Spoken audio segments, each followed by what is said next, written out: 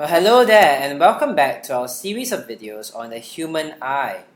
Now, have you ever had the experience where you see this wonderful moment that you want to capture on camera? So you take your camera out and you try to take it and then you realize, the photo is too dark, or the photo is too bright. Now, if you're a photographer, you know what I'm talking about. Sometimes it's very frustrating when you try to adjust the camera settings and it doesn't allow the right amount of light into the camera, either too little light or too much light.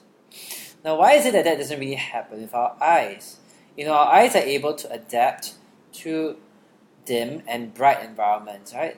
And without us actually consciously controlling it, sometimes we're not even aware, it's automatic. We walk into a dim place, we're able to see clearly. A bright place, we're still able to see clearly. There's neither too little or too much light in our eye. And in some senses, the eye is cooler than the camera. Sometimes I think that, there's nothing like the human eye to capture that moment, to capture the face of my friend or that moment on holiday or that memory. The eyes, in a sense, are so much better than any digital camera we can find. But enough of my rambling, getting old. What are we going to do in this video? We're going to take a look at something called the pupil reflex. And we're going to see that the pupil reflex is very important for helping to control the amount of light which enters the eye. Right? So how does the pupil reflex help us to control the amount of light entering our eyes? And here are the textbook pages for your reading and for your reference.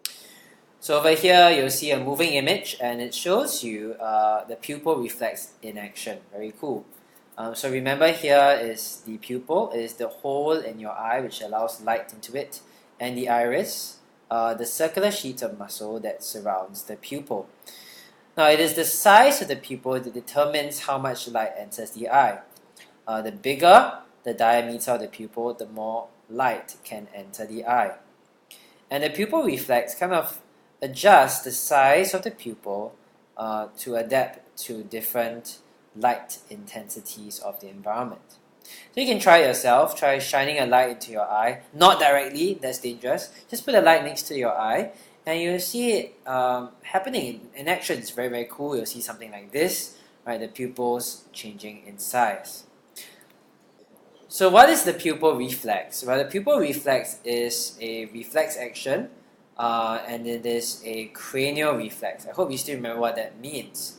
It is a reflex because it is an immediate response to a particular stimulus which is not under conscious control, so it is involuntary. And as in cranial reflex meaning that it involves the brain rather than the spinal cord. And that's because your eyes are located in your head region, which is very near your brain. So the pathway for the nerve impulses will pass through your brain instead of through your spinal cord. We'll take a look at the pathway later.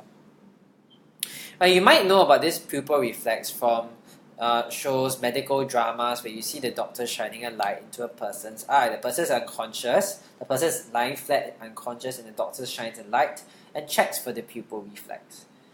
Well, that's because the doctor is checking for whether the person is truly brain dead. You see, if he shines the light into the eye, and there is a change in the size of the pupils, that means the pupil reflex is working and the person's brain is still